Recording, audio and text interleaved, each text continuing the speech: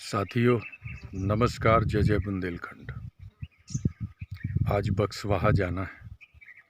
कल हमारे कुछ साथियों ने पूछा कि ये बक्सवाहा कहाँ है और क्या है, ये क्या मामला है, उसका क्या विवाद है, थोड़ा बताइए। हमने बताया कि बक्सवाहा हमारे बुंदेलखंड का एक ऑक्सीजन प्लांट है जो सरकारों ने नहीं लगवाया।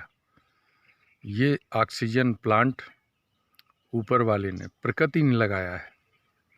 और एक बहुत बड़ा जंगल, उसे लोग जंगल के रूप में जानते हैं, जहाँ पर सैकड़ों साल, हजारों साल, सैकड़ों साल पुराने, हजारों साल पुराने तरह तरह के पेड़ हैं, सागौन, पीपल, पाकड़, नीम वगैरह वगैरह, और दुर्लभ जड़ी बूटियों का भंडार है।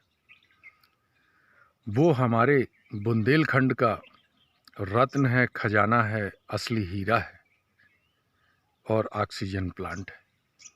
लेकिन आज उस हमारे ऑक्सीजन प्लांट को संकट झेलना पड़ रहा है, क्योंकि उसको वहाँ पर पता चला, जिस एक जो बनावटी हीरा जो होता है, जो अंगूठी में लगता है, उस हीरे के लिए हमारे असली ऑक्सीजन प्लांट को गिराने की, हटाने की, तोड़ने की, बर्बाद करने की तैयारी है। यानी उस जंगल के पेड़ों को काटने की तैयारी है। उसकी प्रक्रिया लंबे समय से चल रही है। पहले एक ऑस्ट्रेलिया की एक कंपनी थी, वहाँ काम करती रही। उसने भी बहुत हज़ारों की तादाद में, कम से कम 10-20 हज़ार पेड़ काट डाले। वहाँ पर ऑक्सीजन कहते हैं, वहाँ पर जो वैज्ञानिकों ने या एक सर्वे किया है कि वहाँ पर हीरे का सबसे बड़ा भंडार है, सबसे बड़ा भंडार है हीरे का। तो उस हीरे को निकालना है। उस हीरे को निकालने के लिए हमें अपने इस प्राकृतिक ऑक्सीजन प्लांट की बलि देनी पड़ेगी। अब पहले जो कंपनी थी, उसने जितने पेड़ काटे थे वो तो ठीक है। अब हमारी एक इंडिया की कंपनी है, आदित्य बिरला ग्रुप, उन लोगों ने अब उसको ले लिया है और उन्होंने सरकार से परमिशन मांगी है कि हमको 2.25 लाख पेड़ काटने पड़ेंगे, तब जाकर हम हीरे की ढंग से खुदाई, खनन कर सकेंगे। अब ये जो चीज़ है, इसका मामला राज्य सरकार ने पास कर दिया है और वन विभाग ने पेड़ों की गिनती भी कर ली है और उन पर निशान भी लगा दिए। 2.25 लाख पेड़ों पर निशान लगा दिए गए हैं, 2,15,000 से ऊपर।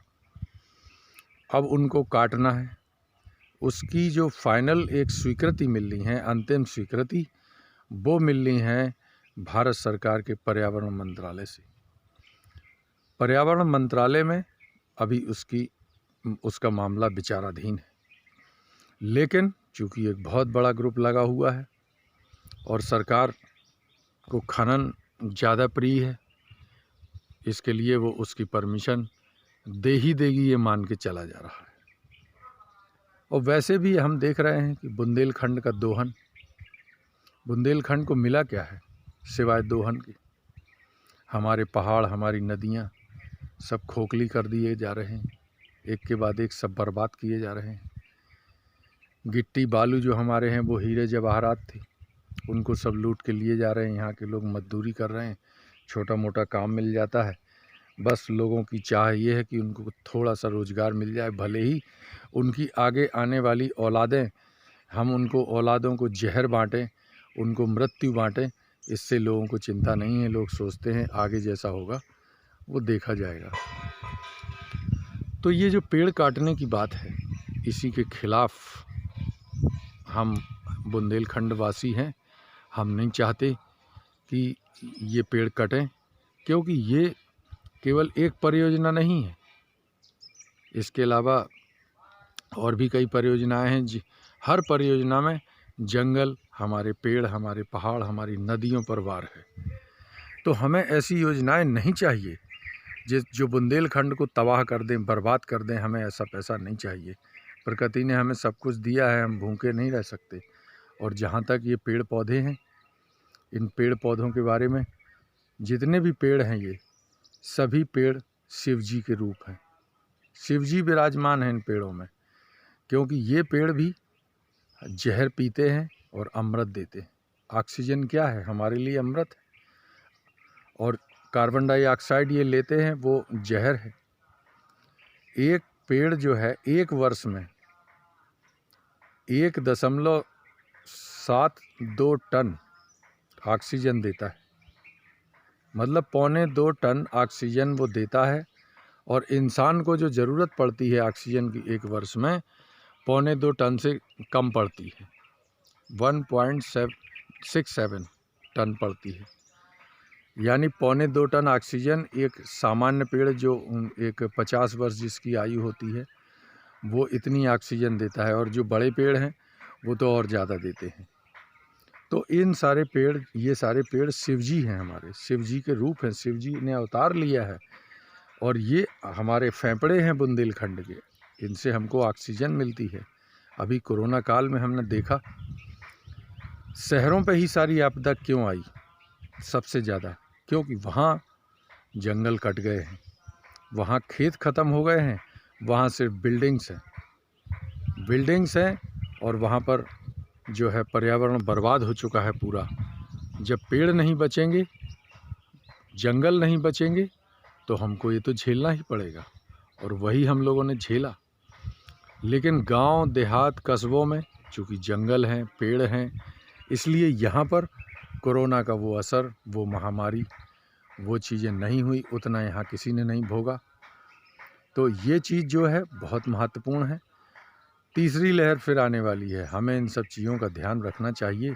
सरकार जो हम चाहते हैं, मोदी जी हमारे बहुत शिद्दत से, बहुत ईमानदारी से और बहुत जुझारूपन से कोरोना से लड़ रहे हैं। हमारे योगी जी भी लड़ रहे हैं, शिवराज चौहान भी लड़ रहे हैं, मध्य प्रदेश के मुख्यमंत्री। तो इन सभी लोगों से एक विशेष निवेदन, विशेष आग्रह कि हमारे जो ये नेचुरल ऑक्सीजन प्लांट लगे, ये बुंदेलखंड के फेफड़े हैं, इनको मत बर्बाद कीजिए, मत हटाइए, मत, नहीं तो ये बहुत नुकसान हो जाएगा। इतना बड़ा नुकसान हो जाएगा कि इसकी भरपाई सैकड़ों साल में नहीं हो पाएगी। क्योंकि हम लोगों ने देखा है कैसे वृक्षारोपण हो रहा है, कागजों में हो रहा है, हर वर्ष लाखों पेड़ लगाए जा रहे हैं, लेकिन दिख कहीं नहीं रहे। क्योंकि पेड़ों को लगाना आसान है, उनको पालना पोसना बड़ा करना बड़ा कठिन है। और ये जो जंगल बना है, एक साल में नहीं बना है, सैकड़ों साल की तपस्या है उससे बना है। इनको बचाना है, क्योंकि ये हमारी संपदा है, हमारा धन है, हमारी दौलत है, हमारी प्राण है, हमारी जीवन शक्ति है, प्राण शक्ति है। अगर ये सब बर्बाद हम कर देंगे तो प्रकृति हमको कभी माफ़ नहीं करेगी। हम आज जो मुंह छुपाए घूम रहे हैं मास्क लगा के, वो इसीलिए घूम रहे हैं क्योंकि हम लोग गुनहगार हैं, हम लोग अपराधी हैं और इसी अपराध की सज़ा हम लोगों को मिल रही है। तो हम लोग अब भी चेत जाएं, वक्त है। प्रकृति से मत छेड़छाड़ करो, सरकारें ध्यान दो, नहीं तो न तुम बचोगे न हम बचेंगे। सबसे बड़ी सरकार जो ऊपर वाले की है वो सबको दंडित करेगी। एक चेतावनी। आज हम जा रहे हैं, देखते हैं वहाँ क्या है। और लोग, हमने सुना है कि वहाँ के लोकल के जो लोग हैं वो चाह रहे हैं कि यहाँ खनन चालू हो, क्योंकि उनको थोड़ा मजदूरी मिल जाएगी, उनको थोड़ा मुआवजा मिल जाएगा, उनको थोड़ा लाभ हो जाएगा। पर ये दूरगामी सोच नहीं। इसलिए बस यही मामला है। वहाँ पर जो बताया जा रहा है, सबसे बड़ा जो भंडार है, कहा गया है कि 3.42 करोड़ कैरेट वहाँ पर हीरा है। 3.42 यानी लगभग 3.5 करोड़ कैरेट वहाँ पर हीरा है। उस हीरे को निकालना है। उस हीरे का क्या होगा? यही सब होगा। वो हीरा हम चाटेंगे थोड़ी, खाएंगे थोड़ी। आपको पता है हीरा यदि चाट ले कोई तो मर जाता है। तो हम मरने की तैयारी कर रहे हैं, हमको बचना है इससे। अगर मरना ही है तो ठीक है, फिर कोई बात नहीं, मरो। जय जय बुंदेलखंड, जय जय भारत अखंड। हम लोग लेकिन जब तक जिंदा हैं, अंतिम सांस तक लड़ते रहेंगे। इस ऊपर वाले की कायनात की हिफाजत करना है। अगर ऊपर वाले की कायनात बर्बाद हो गई तो हम भी बर्बाद हो जाएंगे, हम नहीं बचेंगे। पैसा किसी काम नहीं आ रहा है। अभी लोग पैसा लिए घूम रहे थे, अस्पतालों में बेड नहीं मिल पा रहे थे, ऑक्सीजन नहीं मिल पा रही थी, तो वो दौलत हम लाद के नहीं ले जाएंगे। इसलिए सोचिए साथियों, ये बहुत कठिन है, ये बहुत चुनौतीपूर्ण मौका है। सरकारें ध्यान दें और आम पब्लिक को भी सोचना चाहिए। यदि बुंदेलखंड के 10% बुंदेले आज अपने दोहन के खिलाफ खड़े हो जाएं तो कोई सरकार नहीं है जो बुंदेलखंड का दोहन कर पाएगी और बुंदेलखंड को बर्बाद कर पाएगी। लेकिन 2% दुर्भाग्य तो ये है कि 0.1% लोग भी सही इस मुद्दे के लिए खड़े होना नहीं चाहते। अपने बच्चों के साथ गद्दारी कर रहे हैं, अपने आने वाली पीढ़ी के साथ गद्दारी कर रहे हैं और ईश्वर का अनादर कर रहे हैं, नास्तिक होने का पूरा सबूत दे रहे हैं, प्रकृति की कायनात को बर्बाद करने में लगे। इसीलिए सब दंडित हो रहे हैं। जय जय बुंदेलखंड, जय जय भारत।